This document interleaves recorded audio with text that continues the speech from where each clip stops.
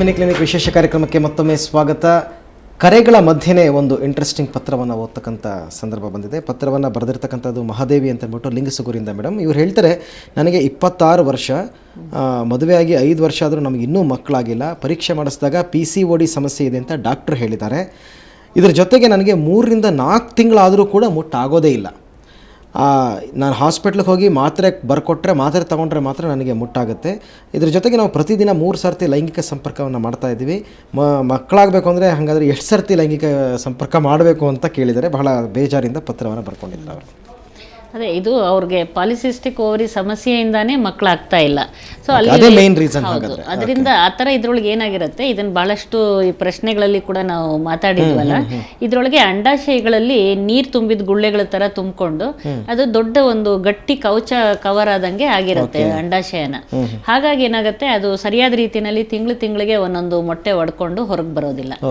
ಇದು ಈ ರೀತಿ ಆಗೋದ್ರಿಂದ ಅದ್ರ ಒಳಗಡೆನೆ ಏರ್ಪೇರ್ ಆಗಿರುತ್ತೆ. ಹಾರ್ಮೋನಿನ ಉತ್ಪತ್ತಿ ಏರ್ಪೇರು, ಒಂದು ಹೆಚ್ಚಿನ ಟೆಸ್ಟೋಸ್ಟಿರೋನ್ ಪ್ರಮಾಣ, ಮತ್ತೆ ಇನ್ಸುಲಿನ್ ರೆಸಿಸ್ಟೆನ್ಸ್ ಅಂತ ಹೇಳ್ತೀವಿ. ಇದೆಲ್ಲ ದೇಹದಲ್ಲಿ, ಇಡೀ ದೇಹದಲ್ಲಿ ಅದರಿಂದ ಒಂದು ಸ್ವಲ್ಪ ಮಟ್ಟಿಗೆ ತೊಂದರೆ ತಕರಾರುಗಳು ಆಗುತ್ತೆ. ಮತ್ತೆ ಮೊಟ್ಟೆ ಬಿಡುಗಡೆ ಆಗದೆ ಇರೋದ್ರಿಂದ ಅವ್ರು ಮೊಟ್ಟೆ ಇಲ್ಲದೆ ಇದ್ರೆ ಅದು ಗರ್ಭಧಾರಣೆ ಆಗೋದಿಲ್ಲ. ಆ ಒಂದು ರಕ್ತದಲ್ಲಿ ಇದ್ರ ಹಾರ್ಮೋನಿನ ಪ್ರಮಾಣ ಬಹಳಷ್ಟು ಇರೋಷ್ಟು ದಿವಸ ಅವ್ರಿಗೆ ಮುಟ್ಟು ಬಂದಿರಲ್ಲ. ಸ್ವಲ್ಪ ಅದು ಕಡಿಮೆ ಆಯ್ತು ಹಾರ್ಮೋನಿನ ಪ್ರಮಾಣ ಅಂದಾಗ ಅವ್ರು ಮುಟ್ಟು ಬರುತ್ತೆ. ಹೀಗಾಗಿ 3 ತಿಂಗಳ ತನಕ ಆಗದೆ ಇರ್ಬೋದು, 6 ತಿಂಗಳಾಗದೆ ಇರ್ಬೋದು, ಕೆಲವ್ರಿಗೆ 1 ವರ್ಷನೂ ಆಗದೆ ಇರ್ಬೋದು. ಈ ರೀತಿ ಏನಾದ್ರು ಟ್ಯಾಬ್ಲೆಟ್ ತಗೊಂಡು ಮತ್ತೆ ರಕ್ತದಲ್ಲಿ ಹಾರ್ಮೋನಿನ ಪ್ರಮಾಣ ಏರ್ಪೇರ್ ಆಗಿ ಕಡಿಮೆ ಆದಾಗ ಅವಾಗ ಅವ್ರಿಗೆ ಮುಟ್ಟು ಬರುತ್ತೆ. ಇವರಿಗೆ ಸಮಸ್ಯೆ ಇರೋದು PCOD ಇದೆ ಹೊರತು ಲೈಂಗಿಕ ಸಂಪರ್ಕದಿಂದ ಅಲ್ಲ. ಇನ್ನೂ ಅವರು ಗರ್ಭಧಾರಣೆ ಆಗ್ಬೇಕು ಅಂದ್ರೆ ನಾವು ಒಂದೇ ದಿನದಲ್ಲಿ ಹೆಚ್ಚಿನ ಸಲ ನೀವು ಇದು ಲೈಂಗಿಕ ಸಂಪರ್ಕ ಇಟ್ಕೋಬೇಡಿ ಅಂತ ಹೇಳ್ತೀವಿ. ಯಾಕಂದ್ರೆ ಪ್ರತಿ ಸಲ ಬೇಗ ಅವ್ರು ಸಂಪರ್ಕ ಮಾಡಿದಾಗ ವೀರ್ಯದ ಉತ್ಪತ್ತಿ ಕಡಿಮೆ ಆಗ್ತಾ ಬರುತ್ತೆ. ಅಂದ್ರೆ ವೀರ್ಯಾಣುಗಳ ಕಾನ್ಸಂಟ್ರೇಷನ್ ಕಡಿಮೆ ಆಗುತ್ತೆ. ಹಾಗಾಗಿ ಅದು ದಿನಕ್ಕೆ 1 ದಿನ ಅಥವಾ 1 ದಿನ ಬಿಟ್ಟು ದಿನ ನೀವು ಸಂಪರ್ಕ ಇಟ್ಕೊಂಡ್ರೆ ಸಾಕು ಅಂತ ಹೇಳ್ತೀವಿ. ಕೇರಳದಿಂದ ಕರೆ ಮಾಡಿದ್ದಾರೆ ವಿನೋದ್ ಅಂತ ಅಂದ್ಬಿಟ್ಟು. ವಿನೋದ್ ಹೇಳಿ, ಏನ್ ಸಮಸ್ಯೆ ಇದೆ ನಿಮಗೆ? ಹಲೋ, ಹೇಳಿ ವಿನೋದ್. ಮೇಡಮ್, ನಾವು ಕೇರಳದಿಂದ ಮಾತಾಡ್ತಿರೋದು. ಹೇಳಿ. ನಮ್ಮ ಮಿಸಸ್ ಅವರು ಮೆನ್ಸಸ್ ಆಗೋ ಸಮಯ ಸ್ವಲ್ಪ ವಿನೋದ್ ಸ್ವಲ್ಪ ಜೋರಾಗಿ ಮಾತಾಡಿ, ಕ್ಲಾರಿಟಿ ಇಲ್ಲ, ಸ್ವಲ್ಪ ಜೋರಾಗಿ ಮಾತಾಡಿ. ಅಲ್ಲ, 3 ದಿವಸ 4 ದಿವಸ ಆದ್ಮೇಲೆ, ಮೆನ್ಸಸ್ ಆದ್ಮೇಲೆ ನಮ್ಗೆ ಸಂಭೋಗ ಮಾಡೋ ಟೈಮ್ನಲ್ಲಿ ಸಂಭೋಗ ಮಾಡಿದ್ರೆ ತೊಂದರೆ ಆಗುತ್ತಾ ಅವ್ರಿಗೆ? ಇಲ್ಲ, ಖಂಡಿತ ಇಲ್ಲ. 3 ದಿವಸದ ನಂತರ ಮಾಡಿದ್ರೆ ಏನು ತೊಂದರೆ ಏನೂ ಇಲ್ಲ. 3 ದಿವಸ 4 ದಿವಸ ಆದ್ಮೇಲೆ ಸಂಭೋಗ ಮಾಡಿ ಅಂತ ಅವರೇ ಹೇಳ್ಕೊಂತಾರೆ. ನಮ್ಗೇನೆ ಒಂಥರ ಬೇಜಾರಾಗುತ್ತೆ. ಅವ್ರಿಗೇನೋ ತೊಂದರೆ ಆಗುತ್ತಾ, ನಮ್ಗೇನ್ ತೊಂದರೆ ಆಗುತ್ತಾ ಅಂತ? ಇಲ್ಲ, ಇಬ್ಬರಿಗೂ ತೊಂದರೆ ಆಗಲ್ಲ. ಅವ್ರಿಗೇನ್ ತೊಂದರೆ ಇರ್ಲಿಲ್ಲ, ಅವ್ರಿಗೆ ಅದರಿಂದ ಪ್ರಾಬ್ಲಮ್ ಇಲ್ಲ ಅಂದ್ರೆ ಖಂಡಿತ ಏನೂ ತೊಂದರೆ ಇಲ್ಲ. ಅಂದ್ರೆ ಇವ್ರ ಬ್ಲೀಡಿಂಗ್ ಇನ್ನೂ ಸ್ಟಾಪ್ ಆಗಿಲ್ಲ ಅಂದ್ರೆ ಕೂಡ ಅದೇ ರಕ್ತ ಈಗ ಮುಟ್ಟಿನ ಸಮಯದಲ್ಲಿ, ಈಗ 3ನೇ ದಿವಸದಲ್ಲಿ ಇನ್ನೂ ಮುಟ್ಟು ಪೂರ್ತಿ ನಿಂತಿರ್ಲಿಲ್ಲ ಅಂದ್ರೆ ನೀವು ಒಂದ್ ವೇಳೆ ಮಾಡಿದ್ರೆ ತೊಂದರೆ ಇಲ್ವಾ ಅಂತ ನಿಮ್ಮ ಪ್ರಶ್ನೆ. ಅವ್ರಿಗೆ ಹೆಚ್ಚಿನ ರಕ್ತಸ್ರಾವ ಇರ್ಲಿಲ್ಲ ಅಥವಾ ಜನನಾಂಗದಲ್ಲಿ ಸೋಂಕು ಆ ಥರ ಏನ್ ಇರ್ಲಿಲ್ಲ ಅಂತ ಹೇಳಿದಾಗ ಇಬ್ರು ಒಂದು ಸ್ವಲ್ಪ ಸ್ವಚ್ಛತೆ ಕಾಪಾಡ್ಕೊಂಡ್ರೆ ಅದರಿಂದ ಏನು ತೊಂದರೆ ಏನೂ ಆಗಲ್ಲ ಅಂತ. ಓಕೆ, ಇನ್ನು ಬೆಂಗಳೂರಿನಿಂದ ಸೋಮಶೇಖರ್ ಅನ್ನೋರು ಕರೆ ಮಾಡಿದ್ದಾರೆ. ಸೋಮಶೇಖರ್ ಮಾತನಾಡಿ, ಏನ್ ಸಮಸ್ಯೆ ಇದೆ ಹೇಳಿ. ಸೋಮಶೇಖರ್ ಬ್ಯಾಂಗ್ಳೂರಿಂದ. ಹೇಳಿ ಮೇಡಮ್. ನಮಸ್ತೆ ಮೇಡಮ್. ನಮಸ್ಕಾರ, ಹೇಳಿ ಸೋಮಶೇಖರ್ ಅವರೇ. ಮೇಡಮ್, ಏನಿಲ್ಲ, ನಮ್ಮ ಮದುವೆ ಆಗಿ 9 ಮಂತ್ಸ್ ಆಗಿದೆ. ಈ ನಡುವೆ ಯಾಕೆ ಸೆಕ್ಷುವಲ್ ಕಾಂಟ್ಯಾಕ್ಟ್ ನನ್ನ ಕೈಯಲ್ಲಿ ಆಗ್ತಾ ಇಲ್ಲ ಮೇಡಮ್. ಎಷ್ಟು ವಯಸ್ಸು ನಿಮ್ಗೆ? ನಾವು ಐ ಆಮ್ 27. ಈಗ ಬೇರೆ ಏನಾದ್ರು ಸ್ಮೋಕಿಂಗ್, ಡ್ರಿಂಕ್ಸ್ ಆ ತರ ಏನಾದ್ರು ಇದೆಯಾ? No madam, ಆಫನ್ಲಿ means monthly once twice ಅಷ್ಟೇ.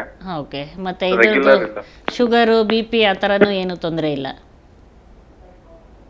ಅದು ಕಟ್ ಆಗಿದೆ ಅಂದ್ರೆ ಇನ್ನು ಚಿಕ್ಕ ವಯಸ್ಸು 27 ಏನೋ ಅವರ ವಯಸ್ಸು ಹೇಳಿದ್ದು. ಅದು ಸ್ವಲ್ಪ ಮಟ್ಟಿನ ಏರ್ಪೇರ್ ಯಾವುದೇ ಒಂದು ಸಮಯದಲ್ಲಿ ಪ್ರತಿನಿತ್ಯ ಒಂದು ಮೆಷಿನ್ ತರ ಒಂದೇ ತರ ಇರೋದಕ್ಕೆ ಸಾಧ್ಯ ಆಗಲ್ಲ. ಮಧ್ಯದಲ್ಲಿ ಏರ್ಪೇರ್ ಆಗಿರುತ್ತೆ. ಅಂತ ಸಮಯದಲ್ಲಿ ಅವರು ಏನೋ ಆಗೋಗಿದೆ ಅನ್ನೋ ಒಂದು ಯೋಚನೆ ಇಟ್ಕೊಳ್ಳದೆ ಹಾಗೆ ಮುಂದುವರಿಸಿದಾಗ ಅದು ಮತ್ತೆ ಕೆಲಸದ ಒತ್ತಡದಿಂದ ಏನಾದರೂ ಆ ರೀತಿ ಆಗ್ತಕ್ಕಂಥ ಎಲ್ಲ ರೀತಿ ಬೇರೆ ರೀತಿ ದಿನನಿತ್ಯದ ಒತ್ತಡಗಳು, ಮತ್ತೆ ಅವ್ರ ಮನಸ್ಸಿಗೆ ಬೇಜಾರು ಅಥವಾ ಯಾವುದೇ ರೀತಿ ನಿದ್ದೆ ಇಲ್ಲ, ಸುಸ್ತು, ಇವೆಲ್ಲ ಕಾರಣಗಳಿಂದ ಕೂಡ ಹೆಚ್ಚು ಕಡಿಮೆ ಆಗಿರುತ್ತೆ. ಅವೆಲ್ಲ ಸರಿಪಡಿಸ್ಕೊಂಡಾಗ ತಾನಾಗೆ ಅವೆಲ್ಲ ಸರಿ ಹೋಗುವಂತ ಸಾಧ್ಯತೆ ಇದೆ. ಮತ್ತೊಬ್ಬ ಕಾಲರ್ ಇದ್ದಾರೆ, ಬೆಂಗಳೂರಿನಿಂದ ಸುರೇಶ್ ಅಂತ ಕರೆ ಮಾಡಿದ್ದಾರೆ. ಸುರೇಶ್ ಹೇಳಿ, ಏನ್ ಸಮಸ್ಯೆ ಇದೆ? ಹಲೋ, ಹೇಳಿ ಸುರೇಶ್. ಡಾಕ್ಟ್ರೇ ನಮಸ್ಕಾರ. ನಮಸ್ಕಾರ, ಹೇಳಿ. ಸುರೇಶ್ ಅಂತ ಹೇಳಿ ಬೊಮ್ಮನಹಳ್ಳಿ, ಬೆಂಗಳೂರಿಂದ. ಹೇಳಿ. ಏನಾಗಿದೆ ಅಂದ್ರೆ ಒಂದು ಆಲ್ರೆಡಿ 28 ಇಯರ್ಸ್. ಸೊ ಇನ್ನು ಮದುವೆ ಆಗಿಲ್ಲ. ಸರಿ. ಅಷ್ಟಮಾಯ್ತು ಮಾಡ್ಕೊಳ್ತಾ ಇದ್ದೇನೆ. ಬಟ್ ನಾನು ಅದನ್ನ ಅವಾಯ್ಡ್ ಮಾಡ್ಬೇಕಂತ ತುಂಬಾ ಟ್ರೈ ಮಾಡ್ತಾ ಇದ್ದೀನಿ. ಸೊ ಏನಾಗುತ್ತೆ ಅಂದ್ರೆ ಈ ಮೂವಿಗಳು ನೋಡಿದಾಗ, ಹಿಂದಿ ಸಾಂಗ್ಸ್ ನೋಡಿದಾಗ ಅಲ್ಲಿ ಸ್ವಲ್ಪ ಜಾಸ್ತಿ ಎಕ್ಸ್ಪೋಸಿಕಲ್ ಇರುತ್ತೆ, ಸ್ವಲ್ಪ ಅಶ್ಲೀಲವಾಗಿ ಜಾಸ್ತಿ ಇರುತ್ತೆ. ಸರಿ. ಸೊ ಅದೆಲ್ಲ ಸಾಂಗ್ಸ್ ಎಲ್ಲ ನೋಡೋಕೆ ಕಂಟ್ರೋಲ್ ಮಾಡಕ್ ಆಗ್ತಾ ಇಲ್ಲ. ಸೊ ಅದಕ್ಕಿಂತ ರೂಲ್ ಏನು ಗೌರ್ಮೆಂಟ್ ಇಂದ ರೆಗ್ಯುಲೇಷನ್ ಗಳು ಏನಿಲ್ವಾ? ಇತ್ತೀಚೆಗೆ ನೋಡಿದ್ರೆ ಫುಲ್ ಬರೀ 2 ಪೀಸಸ್ ಬಿಕಿನಿಗಳು ಜಾಸ್ತಿ ಆಗ್ತಾ ಇದೆ. ಸೊ ಅದಕ್ಕೆ ಏನು ರೂಲ್ಗಳು ಏನಿಲ್ವಾ ಅಂತ. ಸೊ ಅದನ್ನೇ ನಮ್ಮ ಜಾಸ್ತಿ ತಪ್ಪುದಾರಿ ಹೇಳ್ತಾ ಇದೆ ಅಂತ ಯುವಕರನ್ನೆಲ್ಲ. ಓಕೆ, ಅಂದರೆ ಅವ್ರು ಕೇಳೋ ಪ್ರಕಾರ ಇದನ್ನು ತಡೆದು ಬಿಡೋದಕ್ಕೆ ಏನು ಕಾರಣ? ಏನಾದರೂ ಸಜೆಸ್ಟ್ ಮಾಡ್ತೀರಾ?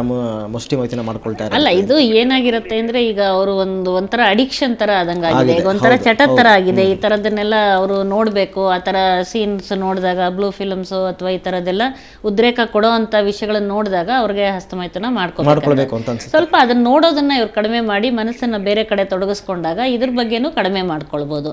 ಅವ್ರಿಗೆ ಯಾವುದೇ ರೀತಿ ಸಾಧ್ಯ ಆಗ್ತಾನೆ ಇಲ್ಲ, ಚಟದ ತರ ಆಗ್ತಾ ಇದೆ ಅಂದ್ರೆ ಒಂದ್ಸಲ ಮಾನಸಿಕ ತಜ್ಞರ ಹತ್ರ ಯಾರತ್ರ ಆದ್ರೂ ಬಂದು ಸ್ವಲ್ಪ ಮಟ್ಟಿಗೆ ಅದಕ್ಕೆ ಏನಾದ್ರು ಸ್ವಲ್ಪ ಔಷಧಿ ತಗೊಂಡ್ರೆ ಖಂಡಿತ ಅದು ಕಡಿಮೆ ಮಾಡ್ಬೋದು. ಓಕೆ ಮೇಡಮ್, ಸಾಕಷ್ಟು ಕರೆಗಳು ಬಂದಿತ್ತು ಇವತ್ತು. ಪ್ರಮುಖವಾಗಿ ಈ ಸರ್ತಿ ವಿಶೇಷವಾಗಿ ಹೆಣ್ಮಕ್ಳು ತುಂಬ ಕರೆ ಮಾಡ್ತಾ ಇದ್ದಾರೆ, ಬಹಳ ಲೇಡೀಸ್ ಸ್ಪೆಷಲ್ ಅಂತಕ್ಕಂಥದ್ದು. ಅಂದರೆ ಕಾರ್ಯಕ್ರಮ ದಿನದಿಂದ ದಿನಕ್ಕೆ ಬಹಳ ಜನಪ್ರಿಯತೆಯನ್ನು ಪಡ್ಕೊಳ್ತಾ ಇರ್ತಕ್ಕಂಥದ್ದು. ಸಾಕಷ್ಟು ಜನಕ್ಕೆ ನಿಮ್ಮ ಒಂದು ಅಮೂಲ್ಯವಾದಂತಹ ಸಲಹೆ ಕೊಡ್ತಾ ಇರ್ತಕ್ಕಂಥದ್ದು. ಖಂಡಿತ ಮುಂದಿನ ವಾರ ಕೂಡ ಭೇಟಿಯಾಗೋಣ. ಇಷ್ಟೊತ್ತು ಅನೇಕ ಸಲಹೆಗಳನ್ನ ಕೊಟ್ಟಿದ್ದಕ್ಕೆ ತಮಗೆ ಧನ್ಯವಾದಗಳು. ಅದೇ ಒಂದು ವಿಶೇಷ ಅಂತ ಹೇಳ್ಬೋದು ವೀಕ್ಷಕರೇ. ಇತ್ತೀಚಿನ ದಿನಗಳಲ್ಲಿ ಮಹಿಳಾ ಕರೆಗಳು ತುಂಬ ಜಾಸ್ತಿ ಬರ್ತಾ ಇದೆ. ಖಂಡಿತವಾಗಿ ನಾನು ಕಾರ್ಯಕ್ರಮದ ಆರಂಭದಲ್ಲೇ ಹೇಳಿದ್ವಿ, ಇಲ್ಲಿ ಯಾವುದೇ ರೀತಿಯಾದಂತಹ ಅಶ್ಲೀಲತೆಗೆ ಅಥವಾ ಅಪಹಾಸ್ಯಕ್ಕೆ ಯಾವುದೇ ರೀತಿಯಾದಂತಹ ಅವಕಾಶ ಇಲ್ಲ. ನೇರವಾಗಿ ಕರೆ ಮಾಡಿ ನಿಮ್ಮ ಸಮಸ್ಯೆಗಳನ್ನು ಹೇಳ್ಕೊಳ್ಳಿ. ಯಾವುದೇ ರೀತಿಯಾದಂತಹ ಭಯ ಪಡಬೇಡಿ.